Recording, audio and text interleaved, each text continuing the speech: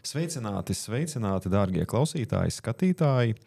Pēc diskusijām ar izglītības politikas veidotājiem, tālmācības absolventiem, ekspertiem, bijušajiem ministrijas cilvēkiem, mēs esam sapratuši, ka mums ir mūsu viesu sarakstā jāiekļauj arī paši galvenie cilvēki tālmācībā, kas ikdienā tieši strādā ar bērniem. Tie ir psihologi un skolotāji. Ar mums šodien ir Vineta Drāzniece, sveicināti, Sveiki. Psiholoģe, kura dalīsies savā pieredzē par to, kā tālmācība ietekmē skolēnu emocionālo labklājību, sociālās prasmes un motivāciju. Un tāpat sarunā piedalīsies Dace Kravale, skolotāja, 4 bērnu mamma, skolotāja, kas strādā gan tālmācībā, gan arī klasiskajā skolā, kura pastāstīs, kā šāda mācību forma maina pedagoga darbu un kā iespējams atbalstīt skolēnus, kas izvēlas tālmācības formu. Tā kā būs interesanti, palieciet kopā ar mums. Sāksim ar pirmo jautājumu, un pirmais jautājums būs tāds diezgan emocionāls. Dacei, kā tu sajūties brīdī, kad tu pirmo reizi dzirdēji ziņu, ka Saeimā izskata likuma projektu par tālmācības aizliegšanu 7., 8., 9. klasē. Ņemot vērā to, ka tu ilgu laiku esi veltījusi un strādājusi gan izglītības jomā, gan arī tālmācībā, klasiskajā skolā tālmācībā. Kādas bija tavas pirmās emocijas? Es laikam teiktu tā, ka es skatos uz to ar atvērtu prātu, ar atvērtu apziņu, kā tagad saka. Jā. Jo tas nozīmē, ka briest pārmaiņas. Es neuzskatu, ka mēs finišēsim ar aizliegumu. Tas ir mans personīgais, subjektīvais, optimistiskais skatījums. Jo, lai notiktu pārmaiņas, ir jābūt kaut kādam saspringumam vai spriedzei. Un es uzskatu, ka izglītības sistēmā ir vajadzīgas izmaiņas. Un tas noteikti skar tātad arī tālmācību. Bet aizliegums jau neatrisina problēmu, un problēmas parasti ir daudz dziļākas. Un visticamāk mums trūkst pagaidām izglītības politikas veidotājiem to risinājumu, citādo risinājumu, kā šo jautājumu vērst par labu visām iesaistītajām pusēm, gan audzēkņiem, gan skolotājiem, gan izglītības iestādēm, gan vecākiem, visām iesaistītajām pusēm. Domāju, ka tas ir process, kuram šobrīd jānotiek. Kā viņš atrisināsies, es nezinu. Bet es tā emocionāli nereaģēju. Es vēroju un uzskatu, ka mēs pielāgosimies visādiem risinājumiem. Vai tu esi optimista? Jā, es esmu. Jā. Tātad pārmaiņas ir nepieciešamas, jā, tas ir skaidrs, bet vai tām pārmaiņām ir jābūt tik stingrām kā aizliegšanai? Jo es tagad tu nosauc visas tās jomas, tos kontekstus, kādos es uz šo skatos, kā pedagogs un kā mamma, bet es pavisam nesen vēl biju students Latvijas Universitātē maģistrantūras programmā izglītības zinātnēs. Un man visa izglītības tā daļa, viss process bija attālināti, jo tas sakrita ar pandēmiju, un tas nemaz citādāk nebūtu iespējams. Un man kā studentam tas daudz ko deva. Līdz ar to, protams, tas nav tas pats, tas nav 7, 9, bet es to nebūtu izdarījusi. Man nebūtu šīs iespējas tikt pie vēl viena maģistra grāda. Līdz ar to, šis ir process, kurš ir vajadzīgs. Vineta, mēs masu medijos esam dzirdējuši vairāki kritiķi tālmācības formai, uzsver, ka tālmācība var ietekmēt jauniešu emocionālās un mentālās veselības. Kā jūs skatāties uz šo? Šis nav tik viennozīmīgi. Tad papildinot to, ko teica Dācis, es uztvēru to ļoti emocionāli. Un tā pirmā doma bija atkal neprofesionāls pieņem lēmumu, par ko viņš vispār nav lietas kursā. Viņš nav nevienu dienu bijis reālajā skolas mācību vidē, pat nedēļu dienā arī neko ļoti nevar redzēt. Tas ietekmē mentālo veselību bērniem, un te ir atkarīgs, kāda ir bērna personība. Ja bērns ir, piemēram, ja viņš jau ir noslēgts un viņš vēl tiek disocializēts, vēl attālināts, tas var ietekmēt negatīvu bērnu mentālo veselību. Savukārt bērniņiem, kuriem ir, piemēram, ar autiskā spektra sindromu, tas ir arvien biežāk nonāk bērnus mācību vidē, bērnu dārzos, skolā ar autiskā spektra sindromu. Mēs runājam par iekļaujošo izglītību, bet tas, cilvēki mīļie, tas nestrādā. Tagad mēs esam visu tik ļoti saoptimizējuši, es jau atkal palieku emocionāli, mēs esam tik saoptimizējuši, ka 30x bērnu klasē ir bērni ar autiskā spektra sindromu 1, 2, 3, un ne skolotājs spēja ar šo te problēmu strādāt ar tiem bērniem, jo viņiem ir nepieciešama individuāla pieeja. Jāniedz arī viņš tajā skolas vidē var atrasties. Un tas šim bērnam ir emocionāli riktīgi traumējoši, jo viņi ir sensitīvi uz sociālo vidi, uz gaismu, kurš uz ko. Ja? Un tagad mēs visu nodelitējam par 7. un 9. klasi. Mēs runājam par bērnu labbūtību skolā. Mēs runājam par emocionālo vardarbību skolā. Skolotāji arī ir emocionāli vardarbība. Par to šobrīd neviens nerunā, tāpēc, ka tas nav vērti, un mēs to pieklusējam. Bet tad, kad skolotājs ir emocionāli vardarbīgs pret skolēnu, konkrēts case, man zvana kolēģi, saka, Vineta, ko daram? Es saku, labi. Viņš tagad izvesaļojās, tad skatāmies. Viņš atsakās iet skolā, 7. klase. Un risks ir tāds, ka viņš paliks analfabēts. Viņš kā pusaudzis iecērtās, tad es tur nevēlos uzturēties, es nevēlos kontaktēties ar šo skolotāju, un es vispār atsakos iet skolā. Un tālmācība šajā situācijā viņam būtu kā nākamais solis, tad mēģinām citu risinājumu. Un tad viņš paliek krēslu zonā, vai es kaut kur jau biju, man liekas, minējusi, vai vispār ir kādu pētījumu, tad, kad optimizēja skolas, īpaši lauku novados, tad no viena ciema, kurš atrodas 30 km attālumā līdz nākamajai skolai, viņš 2 stundas pavada autobusā uz skolu, un šeit arī tā tālmācība būtu risinājums. Tur jau tā lieta. 7., 9., 12. kāda starpība. Jebkurā gadījumā ir svarīgi, ka mūsu valstī tiek piedāvāta iespēja izvēlēties. Tur jau tā lieta. Brīvas tiesības izvēlēties, kas manam bērnam, tieši tā kā tu saki, vecāks izvērtējot bērna veselības stāvokli, un ne tikai veselības stāvokli. Manā pieredzē mani studenti daudzi ir sportisti, viņi mācās, respektīvi viņu karjera profesionālā ir ārzemēs. Šis ir vienīgais veids, kā viņš to var izdarīt, un apsveicami, ka viņš vēlās iegūt vidējo izglītību šeit Latvijā, dzīvodams tur. Ārzemēs jau, un arī mūziķi, ne tikai sportisti. Un es uzskatu to par tādu nepārdomātu skatījumu, jo ir jādod iespēja izvēlēties. Mēs arī iepriekšējos raidījumos nepārtraukti uzsvērām, ka mēs nekādā gadījumā neizceļam tālmācību kā kaut kādu unikālu formu. Un it īpaši skatoties no mūsu skata punkta, mēs esam pret aizliegumu, bet nevis pret tālmācības formas aizliegumu, bet pret izvēles aizliegumu.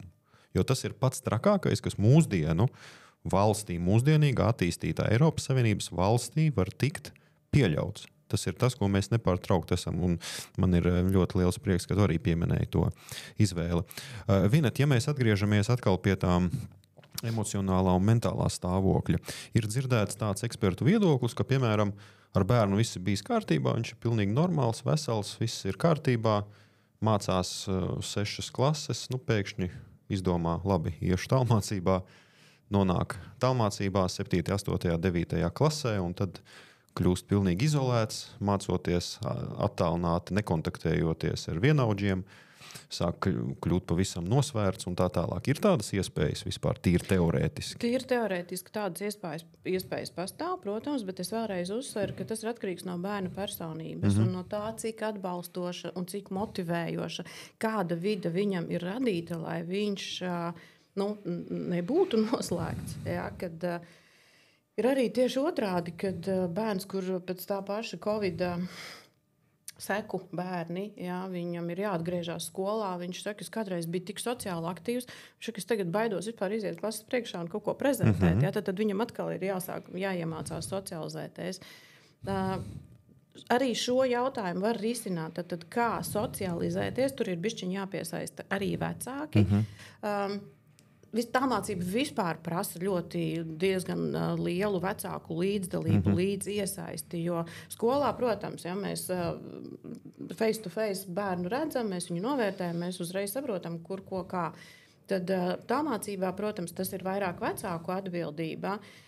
Socializācija, risks pastāv, bet ja bērns ir audzināts, ka viņš atnākot no skolas, nomet somu un iet ārā ar draudziņiem dragāties, viņam socializācija jau notiek. Ja bērns jau audzināšanas procesā ir bijis sociāli izolēts, viņš ir sēdējis tikai pie viedierīcēm, tad arī tālmācība nebūs tas, kurš tā kā vairāk pastiprinās šo izolāciju.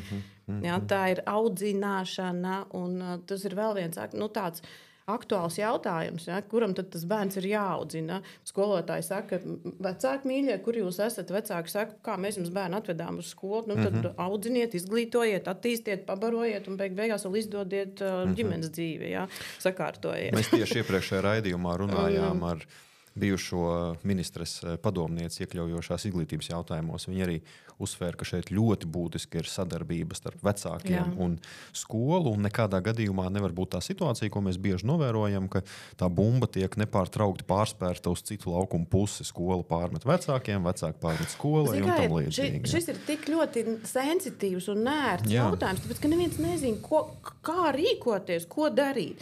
Par to bišķiņam atgriežoties uz iepriekšējo jautājumu, ko tu uzdevi, vieglāk ir davai aizliedzam, davai visu noslēdzam, jo tad nav jāmeklē citi risinājumi, nav jāmeklē citi veidi. Daudz vieglāk ir aizklipējam ciet un nav problēma. Nav cilvēku, nav problēma. Bija tāds laiks pagājušajā gadsimtā. Šobrīd mēs vairāk iestājāmies par to, ka ir problēma, bet mēs viņu meklējam risinājumu. Kā optimizēt darbu, kā sadarboties. Es kā tālmācības tad arī psihologs, kurš sniedz skolēniem konsultācijas. Jā, es organizēju konkrēti cilvēki, saka, nāciet pa vairākiem, jo tā problēma ir viena, to pat izolācija. Kā šo izolāciju pārvarēt, kā atkal sākt socializēties un arī gatavojoties šai sarunai, es tā kā arī domājot par to, man jau rodās idejas, kā tālāk ar tiem bērniem veidot komunikāciju, lai viņš nepaliek izstumtais, lai viņam ir iespēja socializēties. Bet tā jau ir mana profesionāla atbildība, un es ar to arī tikšu galā. Tur jau tā lieta. Skolotāji tieši tāpat. Mēs jau tāpēc šos raidījumus arī veidojam, ka mēs esam atvērti dialogam, un arī iepriekšējos raidījumos mēs guvām ļoti daudz atziņas, kuras var palīdzēt. Un šīs atziņas bija svarīgas arī mums, jo mēs līdz tam nebijām aizdomājušies. Ja? Tur tā problēma. Ir problēma un ir jāsāk meklēt risinājumu. Un šādi diskutējot arī tie domu graudi parādās. Bet tas arī ir, un ar to jau es sāku. Tas ir normāls process, un mums kā sabiedrībai vispār ir jāiemācās runāties, sadzirdēt. Tas nav nekas tāds ārkārtējs, kas šobrīd notiek. Mēs mainamies, pasaule mainās, izglītības sistēmas var būt ļoti daudz un dažādas. Tur jau tā lieta. Un tālmācības formas un veidi arī var būt dažādas. Mēs esam tikai tagad vienā posmiņā. Un tālmācība, protams, ka ir sarežģīta, kā tu teici, atkarībā no tās motivācijas, kas vecākiem ir, kāpēc tad viņi izvēlās šādu formu. Tur ir dažādi iemesli. Dažādi iemesli, jā. Ļoti individuāli. Tieši tā, jāpieiet individuāli, un tas nav tāds... Tas nav vieglākais ceļš, kā dažkārt varbūt vecāki iedomājās, vai tāds mīts ir, ka tas ir priekš tiem, kam mēs nezinu, tur... Pēdējā iespēja. Jā, tas ir, tā kā tu minēji, ļoti organizatoriski sarežģīts process, kurā ir jāiemāc bērnam pašdisciplīna un laika menedžments. Un tas ir jāiemācās jebkurā gadījumā. Vai tu esi klātienē, vai tu esi tālmācībā. Un pašiem vecākiem arī. Un arī par socializēšanos, ko mēs tikko minējām, ir jaunieši, kas arī esot klātienes skolā, ir introverti un nesocializējās. Tā ir tā pati. Tās prasmes ir jāmācās jebkurā gadījumā. Vai mēs ikdienā uzsūcam zināšanas un mācamies attālināt vai klātienē. Tādi laiki, jā. Dace, tu minēji, tālmācība ir sarežģīta forma. Ja? Varbūt tu vari minēt kādas grūtības, tu kā skolotāja saredzi tālmācības formā no skolēna skatu punkta, kas ir tāds izteiktākās. Tad droši vien jāreflektē gan no manis kā studenta. Nu, varbūt neteiksim grūtības, bet teiksim izaicinājums. Man šķiet, ka tas izaicinājums bija pašā sākumā, kur pārlaust to klātbūtnes neesamību it kā. Bet man kaut kā diezgan ātri izdevās, tie, man liekas, bija pirmie zūmi, kad pandēmija sākās. Es sapratu, ka arī caur ekrānu var ļoti labi just cilvēku. Ja vien tu sašaurini savu, tu pārslēdz tā kā uztveres kanālu, tas ir tieši tik vienkārši. Un arī ekrānā, es atceros, toreiz man bija jāvada mūzikas nodarbības maziem bērniem attālināti. Un skatuves kustība, kur jākustās. Mēs visu to varējām izdarīt, un to var izdarīt. Tikai ir jāmācās pārslēgties. Šajā gadījumā, droši vien, ne visi var attiecīgi atrast to pārslēgšanas slēdzību, vai arī viņiem tas netiek pateikts, ka to var atrast. Tas, kā tu sadarbojies un kā tu ieraugi to cilvēku tur priekšā, jo tālmācībā mums jau ir forma, kurā pasniedzējs vienalga stāsta un runā. Tas jau nav tā, ka tev tur mākslīgais intelekts nedzīvs priekšmets, nedzīvs objekts priekšā runā. Ir dzīves cilvēks, un viņš ir tiešsaistē. Tā ir cita forma vienkārši, kurā var, tā kā es to saredzēju, jo katrā ziņā mums ir webināri tālmācības vidusskolā. Un pat tajā procesā mums izveidojās dialogs. Tie jaunieši, kas vēlās, viņi vienalga ieslēdzās procesā. Un tas ir galvenais. Un šeit ir ļoti svarīgi atkal tā pedagoga loma, jo tu pareizi teici sabalansēt, jo mēs nepārtraukti arī kā skolotāji esam nepārtraukti uzsvēruši, komunikācija online ir laba lieta, bet atcerieties, ka tas nekad neaizvietos dzīvo kontaktu, kas ir ļoti būtiski. Un atcerieties, ko es arī nepārtraukti saviem skolēniem un arī studentiem saku, ka vadot nodarbības un komunicējot online, vienalga caur telefonu ekrānu, mūsu smadzeņu darbība ir zemāka. Un pie tā var pierast. Un ja mēs pie tā pierodam, tad pēc tam iziet auditorijas priekšā vai iziet cilvēku priekšā varētu būt ļoti, ļoti, ļoti grūti. Tāpēc te ir atslēgas vārds. Jā, tas ir izaicinājums, bet izaicinājums nevis strādāt caur ekrānu, mācīties caur ekrānu, bet izaicinājums sabalansēt. Atrast to dzīvo. Protams, mēs jau dzīvojam tomēr sociumā. Tas ir process, ko tu mācies kaut kādu konkrētu stundu skaitu. Pēc tam tu vienalga socializējies ģimenē, kā tu minēji, ārā ar draugiem, jebkurā sabiedrības formā. Tas ir veids, kā šobrīd konkrētā mērķa auditorija iegūst zināšanas. Un tas tieši tā tas neaizstāja. Tas neaizstāja vispārējo. Šajā situācijā skolotājs ir kā mentors, kā mācību procesa, tāds virzītājs, nevis tieši mācību zināšanu devējs, bet viņš ir tas, kurš palīdz tam bērnam atrast. Un arī tālmācības skolās arī ir klašu audzinātāji. Tā lieta, jā. Saprot? Un tad tam bērnam, kurš ir nonācis, tu saki, ir jāatrod tas klikšķis, tad manā pieredzē ir, kad kolēģi sazvanās un tiekās gan ar bērniem, gan ar bērnu vecākiem.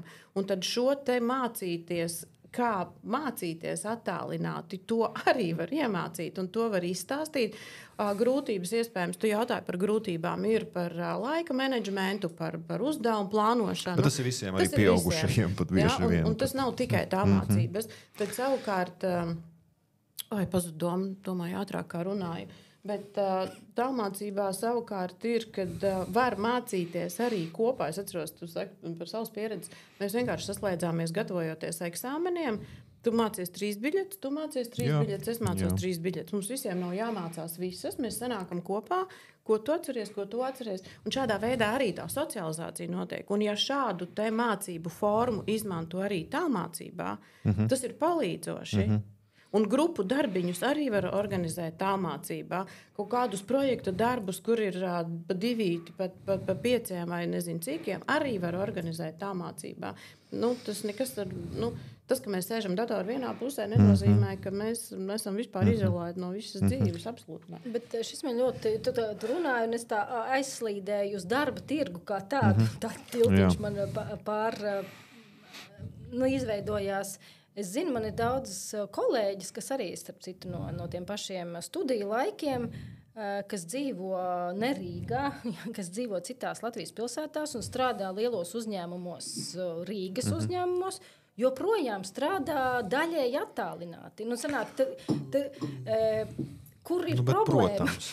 Mums ir ierēdnīši arī tagad visi grib dzīvot un strādāt attālināti. Jo tas arī atkal ir balansa jautājums. Protams. Tas nav 30 dienas mēnesī mēs tā darām. Ja mēs mākam sabalansēt, protams, ka vismaz 1-2 dienas strādāt vai mācīties attālināti pie pareizi organizētas dienas ir tas pats skaistākais, kas var būt. Tu vari vairāk veltīt laiku sportam. Mūsu jaunieši pēc 5 gadiem ienāks darba tirgu un viņi nonāks šajos pašos uzņēmumos, kuros būs cita darba kultūra un laika organizācija.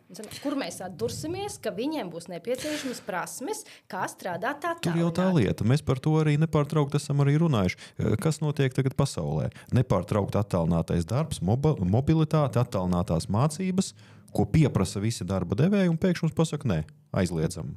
Gan jau jūs pēc tam paši tiksiet galā. Ja? Tā, pāriem pie nākošā attiecīgi jautājuma. Tāds ļoti interesants arī viedoklis, ko mēs esam dzirdējuši masu medijos.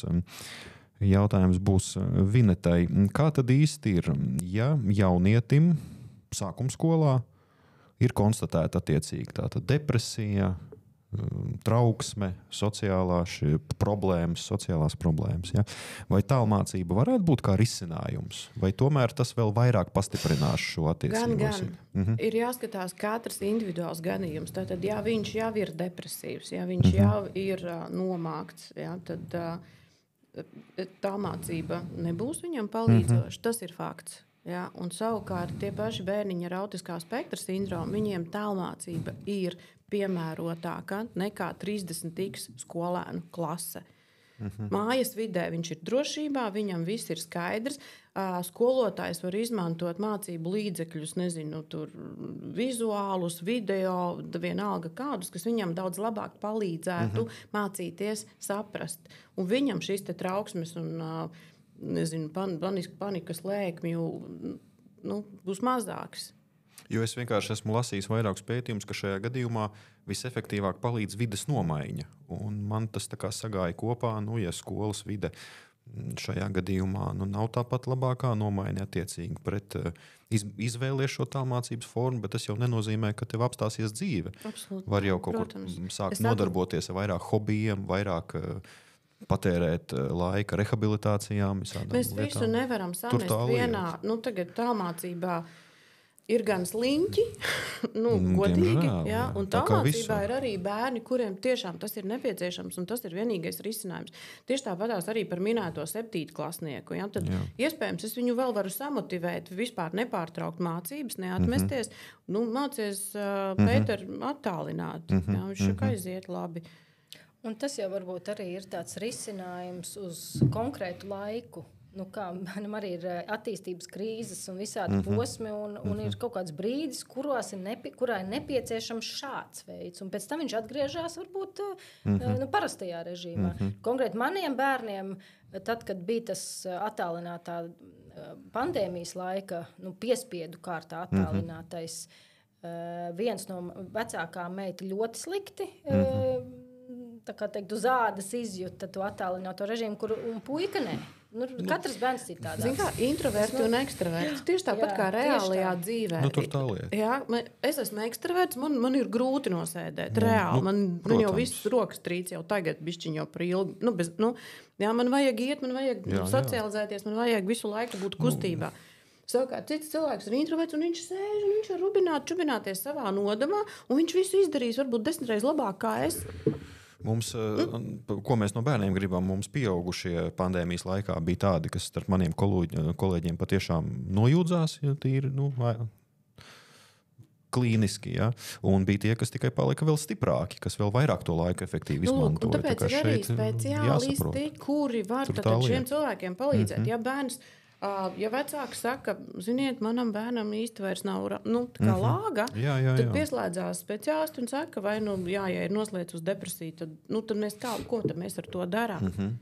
Vai nu mēs socializējam, vai tieši otrādi liekam mierā un dzīvojam savā nodabā. Par šo te depresijas konstatēšanu mēs vēl parunāsim. Dacei jautājums. Bieži tika... Es atvainojos, es bišķiņ pārtraucu tevi. Depresija šobrīd vispār jaunajiem cilvēkiem ir tendence uz depresiju. Jā, bet jautājums ir, vai viņi... saistība ar tālmācību. Jo es esmu dzirdējis bieži vien, ka jaunieši saka, man ir depresija, bet vai viņi tiešām saprot, ka tā ir depresija? Tas ir cits jautājums. Tur ir tā, ka, saprot, es viņiem saku, jums ir viss, jums pat gribēt nav ko. Jā, varbūt tas arī. Jā, un tas, ka tev ir viss, ja mums, es nezinu, pagājušajā gadsimtā, ja es gribēju somiņus un kurpītes, tad man bija jāizdara tas. Man bija tā kā mērķis, uz ko iet, un man tā kā bija jēga tam. Tagad 2 pogas un tev omnivu atsūtīja. Jā, viņš īsti nesaprot, un tas viņam rada to nomāktību un arī tur to vērtību devalvāciju. Tur personības veidošanos, strukturēšanos. Par motivāciju nepārtraukti mēs arī šodien runājam, iepriekš runājam. Tev kā skolotājai, ja? Kā tu motivē bērnus mācīties tālmācībā? Jo tur to kontroli ir kā ir. Ja? Mēs tomēr liekam uzsvaru uz to pašmotivāciju. Kādi ir knifiņi, kā varētu attīstīt jauniešos tieši šo pašmotivāciju un pašmācību? Tu zini, es teiktu, ka tas nenotiek tā apzināti iespringstot, kā es to tagad darīšu. Tas, kā es esmu novērojusi, man ir teātra māksla un publiskā uzstāšanās, ka tajās reizēs, viens ir materiāls, protams, bet materiālu katrs pedagogs sagatavo cik vien kvalitatīvi viņš spēj, un tie materiāli ir, kā jebkurā, pat gandrīz jāsaka, bibliotekā. To atver, un tur ir viss. Tur ir tas, kas, tur ir blīvs materiāls par šo, to mācību priekšmetu katram. Ar to, vai ļoti var motivēt, es nezinu, jo tas ir tā ir informācija. Ar to tu vari iepazīties. Tas, kā es uzskatu, kā notiek tā motivēšana, ir tajā brīdī, kad mums ir tas webināru laiks, kurā es runāju ar audzēkņiem. No tā, cik es pati esmu azartiska par savu priekšmetu, man tā ir. Personīgais piemērs. Jo es nespēju, tā kā tu teici, es nespēju sēdēt vienkārši garlaicīgi pie tā mikrofona un ekrāna, izlikties, ka man patīk tā izrāde, ja man tā nav. Un man tā nav, protams, man patīk tas darbs, ko es daru. Es katru reizi sagatavoju par citām, par izrādēm, mēs runājam par izrādēm, recenzējam procesi, teātris, kino, un es aizraujos, un es stāstu, ko es atkal redzēju, un kāpēc tas ar mani kaut ko dara, un es saprotu, ka viņi ar katru nākamo reizi, jo es neesmu no tiem, kas sūdzās, ka viņi nedara. Protams, 80% neviens nedarīja, nekurā laikā. Tie, kas negrib, tie arī nedarīs. Protams. Bet ir tā sadaļa, kuri viņi, tu viņus ierauj tajā kopējā laukā, jo viņi, un ja kaut viens cilvēks aiziet klātienē uz teātri manā iespējā, jo būsim godīgi, viņi tiešām neiet tā 9. klase. No tiem, cik cilvēkiem, es neteikšu skaitļus, lai nebūtu pesimistiski, bet ir cilvēki, kas iet, kuriem ģimenē ir tāda tradīcija, un tad ir tā lielākā daļa, kas to nedara. Un ja manā iespējā, no tā, kā man acis smirdz par to runājot, jo es to mīlu, šo darbu un šo kultūras lauku vispār, kaut kas notiek, jā. Un viņi saka, skolotāji, es biju ar māsu, vai mana vecmāma viņu uzdāvināja biļetes. Tie ir svētki. Protams. Tā es motivēju. Jā, jo viņiem pavarās cita pasaules. Tā ir vienkārši atsevišķa pasaule. Nekas jauns nav jāizgudro. Kad es vēl mācījos pedagoģijā, mums nepārtraukti mācīja, ka personīgais piemērs ir svarīgākais, un arī tālmācībā aizveidojot savus materiālus ekonomikā, sociālajā zinātnē, politikā, es nepārtraukti lieku uzsvaru uz to, ko konkrēti šī tēma dos tev dzīvē, un papildina to visu ar saviem personīgajiem skatījumiem, saviem video, kas, protams, balstās uz pieredzi. Pārsvarā tie ir ceļojumi, tas ir sports, tas ir attiecības, tie ir panākumi. Tas viss ir uz manu personīgo piemēru. Jaunieši to ļoti novērtē. Viņi novērtē autentiskumu. Pilnīgi pareizi. Jo ja man ir tēma par trešās pasaules valstīm, tad es ielieku iekšā video, kurus es esmu uzfilmējis, būdams Kolumbijā, Latīņamerikā un daudz kur citur. Un viņi saka, wow, tas tiešām ir iespaidīgi. Jā. Iepriekš, ko mēs runājām, tā tad arī par šo depresiju un mentālām problēmām. Jūs arī minējāt, ka vecāku loma ir ļoti nozīmīga. Kādas ir tās pazīmes, uz ko vecākiem vajadzētu reaģēt, pievērst uzmanību, ja bērns mācās attiecīgi tālmācībā, un kādi ir tie pirmie indikātori, ka sāk parādīties problēmas? Emocionālās, tātad emocionālās svārstības, ja viņš ir bijis forši, un pēkšņi ir nomākts, tur noslēgts. Ilgākā periodā vai ilgākā periodā? Bērns, pusaudzis jaunietis, viņš jau ir emocionāls, viņam tur viss notiek. Jā, ja krasi mainās bērna uzvedība, ja viņš iepaliek mācību, tad mācību apguvē, ja viņš netiek galā, ja viņam ir, sāk parādīt, tieši tāpatās kā jebkurā skolā, tad ja parādās kaut kādi, ēšanas traucējumi vai pašdestruktīva rīcība, bet tā noslēgtība, nomāktība ir pirmais, uz ko ir jāvērš vecākam uzmanību. Un tad vai vecāks pats ir tas, kurš ar bērnu runā, kurš tiek bērnam klāt, vai tas ir atkal speciālists, pie kura vecāks tad griežās un meklē palīdzību. Tieši tāpat kā tas arī notiek konkrēti skolā, tā mācības, kurā es strādāju, tad, bet tur ir iespējams, ka bērnam ir autiskā spektra sindroms. Jā, un tāpēc tas viss ir kopā. Un tāda par motivāciju arī. Atkarībā no reģiona mācību motivācija vispār ir strauji kritusies Latvijā. Un tas ir gan klātienes skolās, gan arī tālmācības skolās. Jo tas bērns īsti nesaredz jēgu. Un tālmācība ir viens, man liekas, tu jau minēji, ir viens no veidiem, kā viņš var sevi jau piedāvāt darba tirgu. Mums nevajadzēs. Darba tirgus mainās, un mums nevajadzēs zemi kvalificētus darbiniekus. Tagad jau viņus ved iekšā no trešās pasaules valstīm. Un tad, draudziņi, ko tu darīsi? Tu brauksi uz Zviedriju vai uz Norvēģiju? Protams, ir arī veids, bet viņš vispār vairs nejēdz tādu piederību, viņi nedomā tādās kategorijās kā valsts vai Latvija. Mēs jau esam pasaules pilsoņi. Tur tā lieta, mēs runājam par paudzi, kas dzīvo globalizācijā. Tieši tā, tas ir ļoti būtiski. Kādu vietu tu ieņemsi visā pasaulē, ne tikai Latvijā. Ja? Vai tu vispār būsi konkurētspējīgs, vai tu vispār būsi darbspējīgs. Ja? Pretējā gadījumā mēs riskējam atgriezties 90. gados, ja cilvēkam nav izglītība un darbs, tad viņš ir laupīt. Jā, viņš iet kādam jumtot. Labi. Tātad attiecīgi, ja vecāks konstatē to, ko jūs minējāt, ja viss šīs emocionāls, ko tālāk? Ir klašu audzinātāja tālmācībā, un arī klašu audzinātājs jau pazīstot skolotājs, kurš ar bērnu ir daudz ciešākā kontaktā, kā piemēram es, viņš var pamanīt, tad viņš nedēļu jau nav bijis tieši raidē vai zūmā. Kur tu esi? Tad ir zvans, kas ar tevi notiek.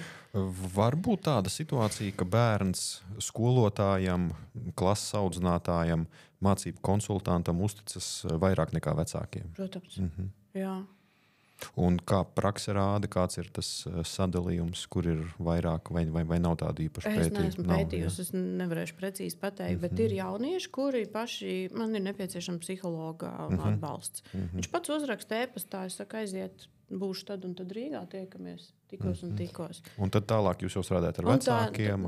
Tad ir jaunieši, mēs ar viņiem jau individuāli. Ja ir nepieciešams vecāks, tad es iesaistu. Bet tā mēs šī ir tā ļoti labi, ka tu to minēji. Šī ir tāda jauno laiku labā nianse no jauniešu puses.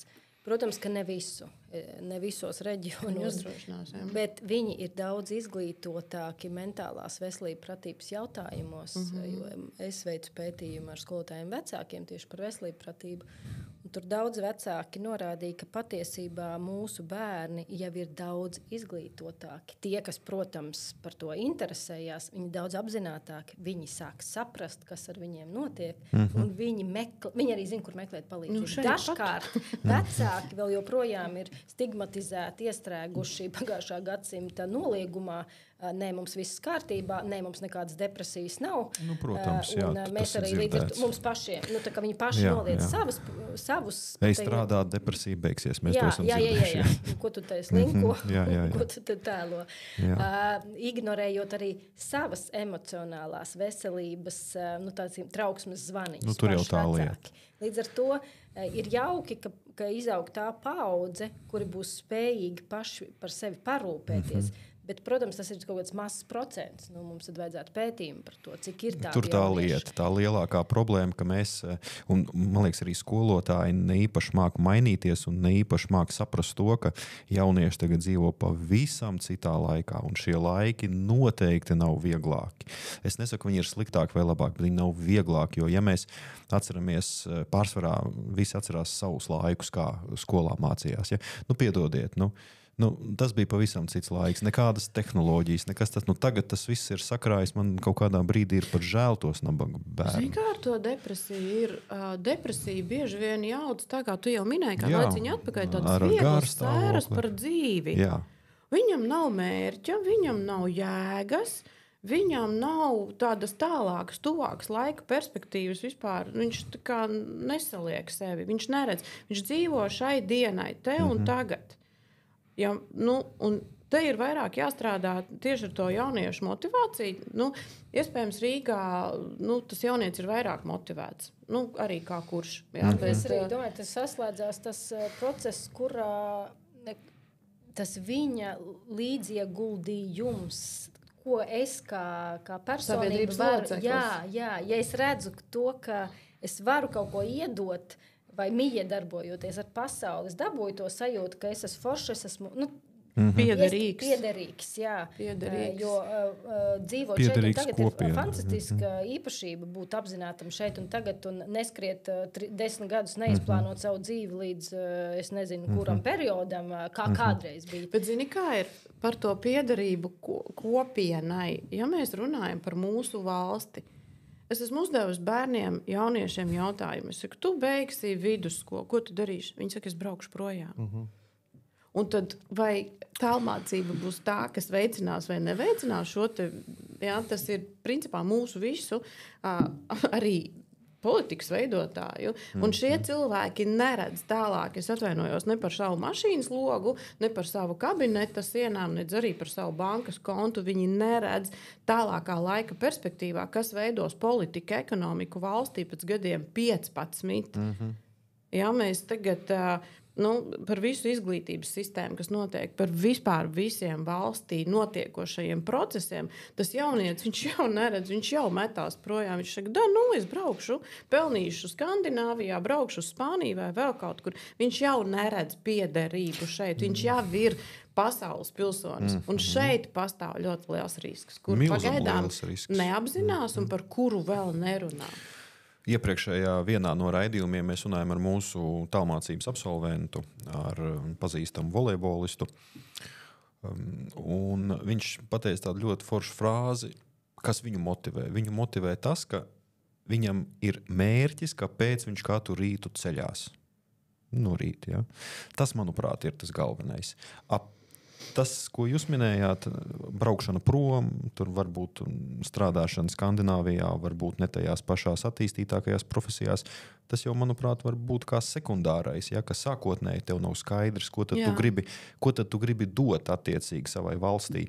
Jo savulaik tas bija tādu politiķu lozungi, ja, bet pēdējā laikā tas patiešām ir pierādījies, ka tev pirmkārt ir jāsāk ar sevi, un pēc tam tu vari kaut ko prasīt no valsts. Ja? Bet jauniešiem lielākai daļai arī man ir grūti saprast, no kurienes tas nāk, bet visticamāk no ģimenes, ka jau jauniešiem jau bieži vien ir tādas sajūtas, ka valsts viņiem kaut ko dos. Un ja valsts viņiem kaut ko nedos, tad valsts valdība ir slikta. Ja? Tas ir pilnīgi nepareizi. Mums vispār ir patērētāja sabiedrība. Jā, diemžēl. Tas arī, kā Edgars teica, tas ir no ģimenes kaut kādā ziņā veidojās no tādā miedarbībā. Protams, ģimenes sociāls. Jā, protams. Bet, redz, man ir tāpēc droši vien es esmu optimiste manos draugos un manos līdzcilvēkos ir citādāk tā nianse.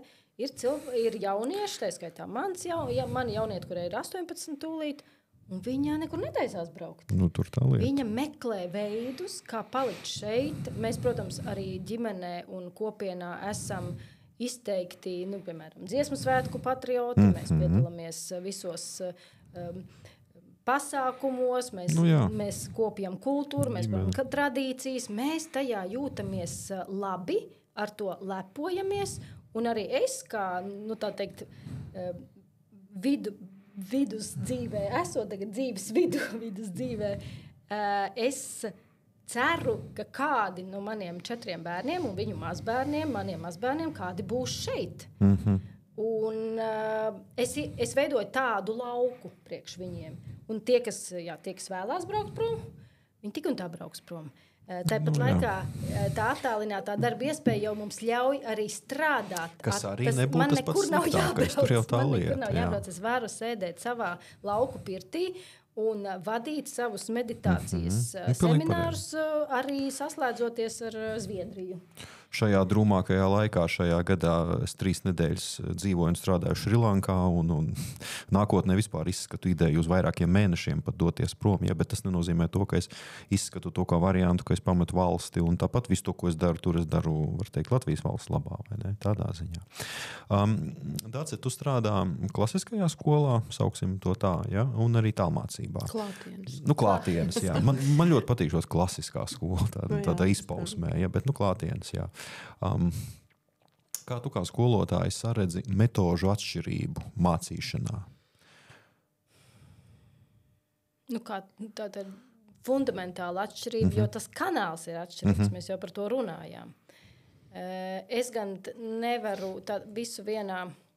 Es domāju, kā tu māki pārslēgties attiecīgi, jo tomēr ir sākotnēji, kad sāk attīstīties tālmācība, vairāk skolotāji ne īpaši saprata šo tālmācības formu, un viņi mēģināja attiecīgi tālmācībā darīt tādas, strādāt tāpat kā šajā te klātienes skolā, ja? uz ko bieži vien arī norādīja, bieži vien arī izglītības eksperti akreditācijās, jūs tomēr neesat attālinātā skola, jūs esat tālmācības skola, kas paredz pavisam citu pieeju. Kādas ir tavas metodas, kā tu pārslēdzies? Es droši vien teiktu, ka es pat tā nepiefiksēju, ka es pārslēdzos. Tas notika tajā sākuma periodā, jo es ilgi nevarēju izlemt, es ilgi turējos pretī šim tālmācības skolas piedāvājumam, jo tieši tāpēc, ka es nesapratu, kā es to varētu izdarīt, jo trūkst to cilvēku un arī iemaņu, visu. Bet tad tu vienkārši pieņem tos spēles, spēles noteikumi. Viņi atšķirās. Meklēt risinājumu. Kā? Paldies, jā. Un līdz ar to, bet tev ir taisnība. Es vispār esmu no tiem cilvēkiem, kas saka jā, un tad izdomā, kā to darīs. Un es uzskatu, ka vienkārši ir jāmeklē tas veids. Un klasiskā, parastā klātienes skola arī nav nekāda izklaide. Tas ir vienkārši cita veida, tāds pats, tikpat intensīva klātesamība ar audzēkņiem. Es tāpat iedegos ar viņiem, jo man interesē, lai viņos pamostās tas, ko tagad sauc par pilsonisko pratību, lai mēs cienījam. Man ir kaut kādas vērtības, kuras īstenībā stāvēs katra mana priekšmeta. Es kā priekšmeta skolotājs, es to vienmēr esmu teikusi, ka īstenībā tas, ko es mācu, nav tas priekšmets. Tas, ko es mācu, ir tas, kā mums izaugt. Un arī mēs attīstamies un veidojamies kā personības visas dzīves garumā. Mēs neesam iekapsulējušies speciālisti tur pēc vienalga, kad mēs esam beiguši savas izglītības studijas. Mēs es attīstos, un es vēlos viņus šajā ceļojumā ņemt līdzi. Un tas gan ir klasiskajā izglītībā, gan tālmācībā. Un tas veids, kā es to daru, ir caur to konkrēto, protams, caur to manu mazo priekšmetu, bet tā lielā bilde ir tas, kā es, kā cilvēks, kādu es nevaru citu vārdu atrast, kādu lauku es veidoju. Un tas ir vidi. Tas, ekosistēma. Tā ir tā izglītības ekosistēma. Tieši tā. Tu pareizi minēji, ka skolotājiem ir jābūt elastīgam, un šeit ir jāpielāgojas tam mācību tempam, konkrētam bērnam, konkrētai klasei. Protams, ir jāapgūst digitālās prasmes. Es absolūti neesmu IT, un man tas ir tāds izaicinājums un pārbaudījums. Ja, un tad kā paņemt to bērnu otrā pusē, ja, lai viņš būtu interesēts, būtu motivēts. Jā, tas ir arī tāda saskarsmes un komunikācijas jautājums īstenībā, jo, piemēram, es saņemu no bērna, no audzēkņa, manā izpratnē varbūt ne ļoti kvalitatīvu darbu. Es gribu saprast. Sauksim to tā, jā. Es gribu saprast, es rakstu viņam vēstuli. Individuāli. Jā, individuāli. Es rakstu, jo man interesē. Bet tā arī jādara, nevar savādāk. Tur arī ir, tas notiek tāpat arī klātienē. Es jautāju šeit tev. Ir tā priekšrocība tā mācībā arī no klātienes skolas, kad 30 bērnu klasē, tas skolēns viņš nepajautās, viņš neuzdrošināsies. Jo tur pastāv risks mobbings, agresija un tā tālāk. Bet šeit tā mācībā viņš tam skolotājiem var uzdot un pajautāt, kāpēc man ir tikai trīnieks? Ja? Kāpēc? Un viņš tā kā var arī iestāties par to savu. Ja? Un te jau ir tas pluss, ko mēs bieži vien saucam arī par komentētāju efektu. Tas ir līdzīgi kā sociālos tīklos. Iekomentēt daudzi var jebko. Anonīmi? Anonīmi, jā. Publiski jau bišķiņ jau nē. Un es esmu ievērojis, patiešām arī tālmācības skolās jaunietis ir daudz brīvāks vēstulēs.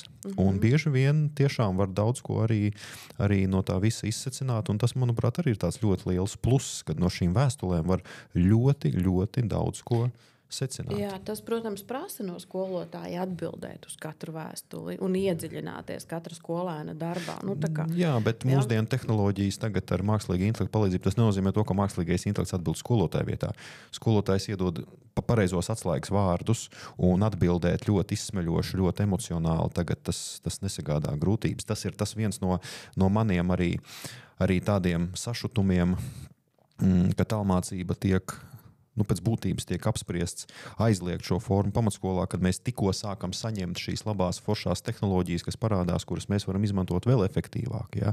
Jo man pašam ir bijuši ļoti daudz gadījumi, kad es caur vēstulēm saprotu, kas notiek, un arī caur darbiem, caur esejām. Man, piemēram, ir ļoti interesants uzdevums, kur jaunieši, mums ir tēma sociālā identitāte, un jauniešiem ir jāapraksta situācija no savas dzīves, un pēc tam ir jāatrod kopsakarības, kur veidojas identitāte, kā viņa šīs situācijas. Jā, bet tajās dzīves situācijās, ko viņa apraksta, ļoti daudz ko var.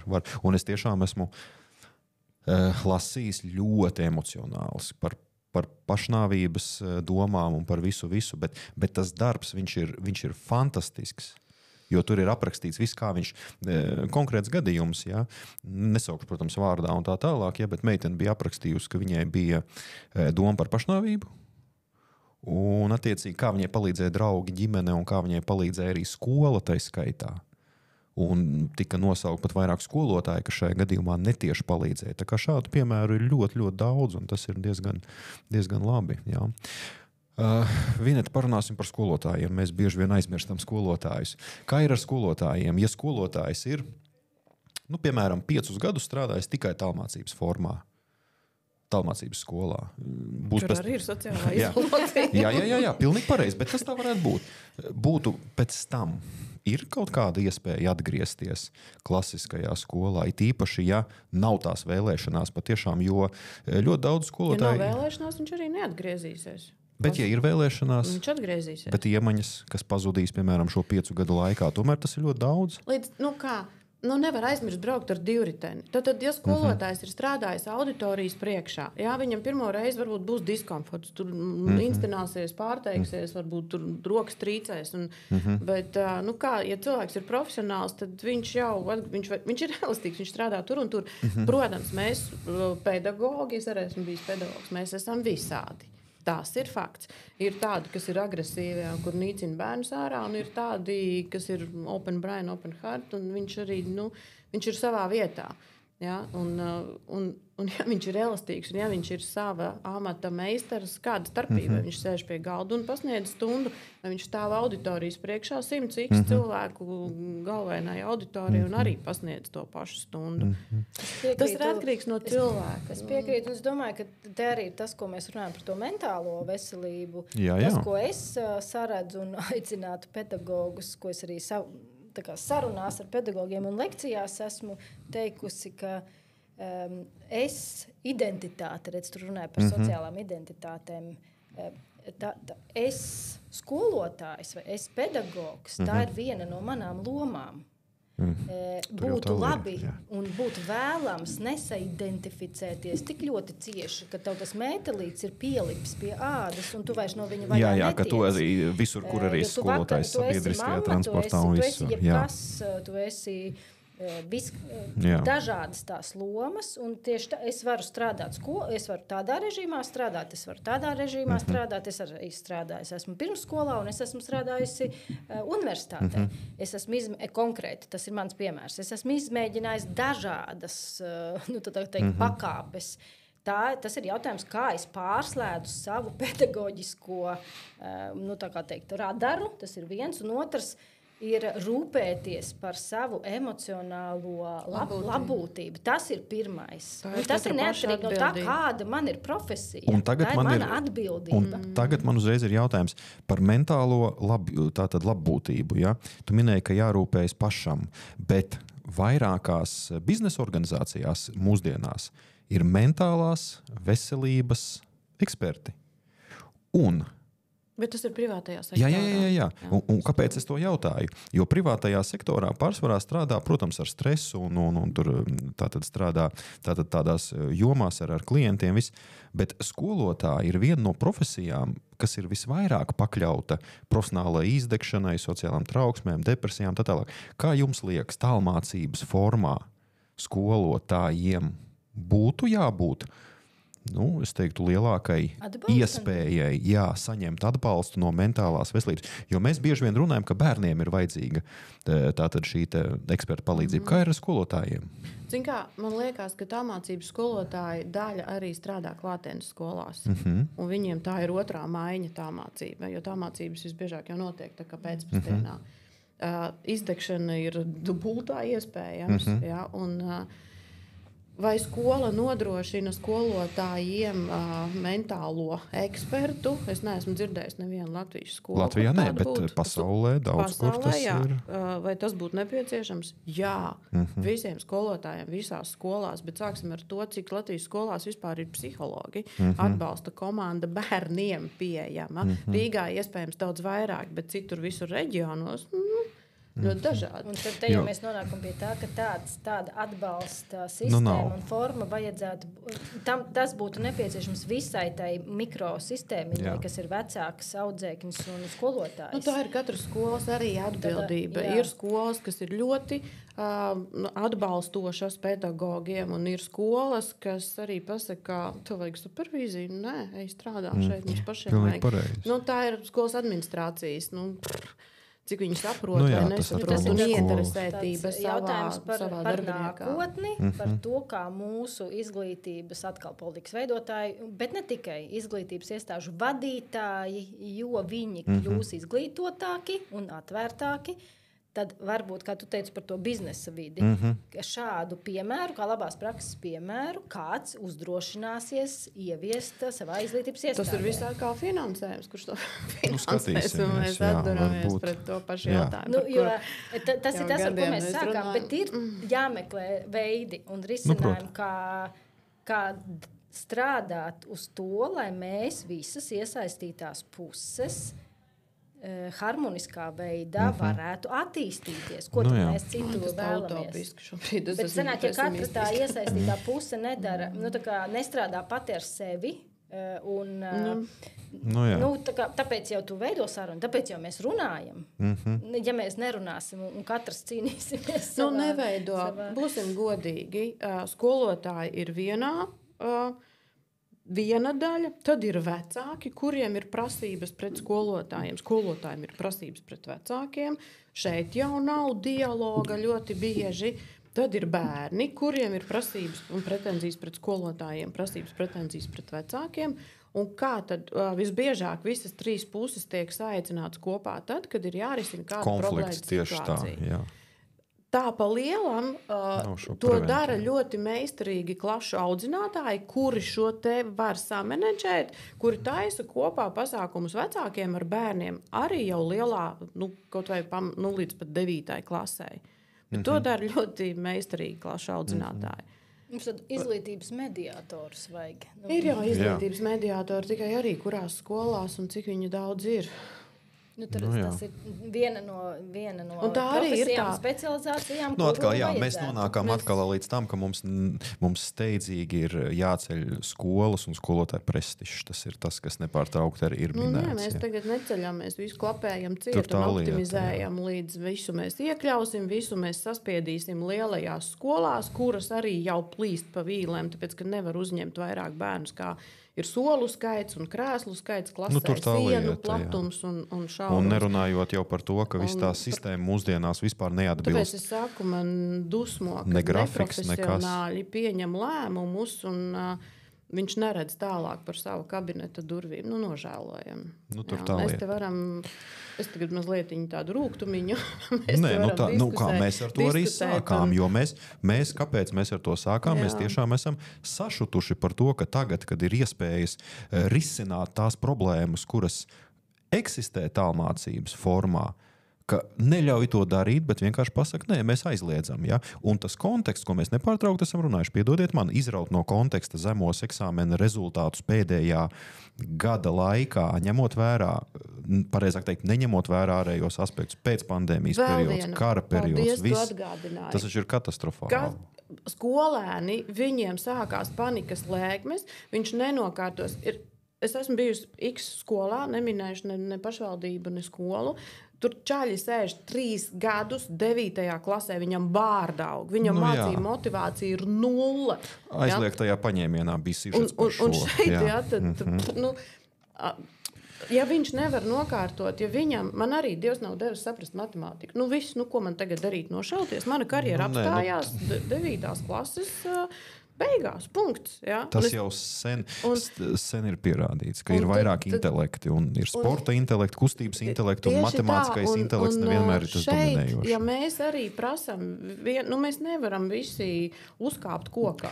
Slavenā šī karikatūra, kur zelta zivtiņa, zilonis, pērtiķis, visi citi dzīvnieki, un skolotājs māca, kā kāpt kokā. Ja? Es domāju, ka šis tāpēc arī ir ļoti labs process, ka tas nāk no mums. Ka mums ir neapmierinātība. Kurš cits to teiks, ja ne tie, kas mēs esam tajā, mēs to reāli darām.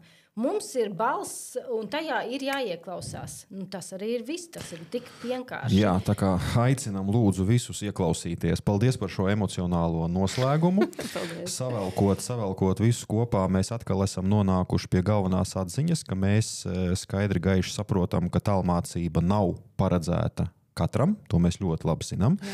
Mēs zinām, ka tālmācība var būt glābiņš ļoti daudziem, to mēs arī vairāk kārtīgi esam runājuši. Mēs zinām par trūkumiem tālmācības formā, bet mēs pie tiem strādājam, un mēs aicinām politikas veidotājus dot mums laiku un mēģināt šīs problēmas atrisināt, jo atrisinot šīs problēmas, es esmu pārliecināts, ka tālmācība kļūs vēl spēcīgāka, un tālmācība ir nākotnes forma, kuru nevar vienkārši tāpat vien aizliegt. Paldies mūsu studijas viesiem! Paldies Vinetai Drāzniecei, paldies par šo tiešām profesionālo ieskatu gan mentālajā veselībā, gan attiecīgi arī visā tajā, kas notiek tālmācībā, ko daudzi arī iespējams nav aizdomājušies. Un paldies arī skolotājai Dacei Kravalei par vērtīgo ieskatu un par savu personīgo pieredzi un par šo arī tādu milzumu lielo, es teiktu, optimisma devu, kas no jums arī nāca. Un no jums arī. Tas nenozīmē to, ka tagad attiecīgi man liekas, ka mēs visi bijām diezgan optimistiski, jo, kas ir optimists? Viņš jebkurā problēmā saredz to zelta maliņu. Tā kā turpināsim dialogu. Paldies, cienījamies skatītāji, klausītāji. Komentējiet, lieciet laikus, dalieties ar šo raidierakstu, lai maksimāli daudzi saprot, ka nevar problēmas risināt aizliedzot vai runāt. Un komentēt ar ieteikumiem. Jā, nevis ar to, jā, viss ir slikti. Ka viss ir slikti. Jā. Paldies!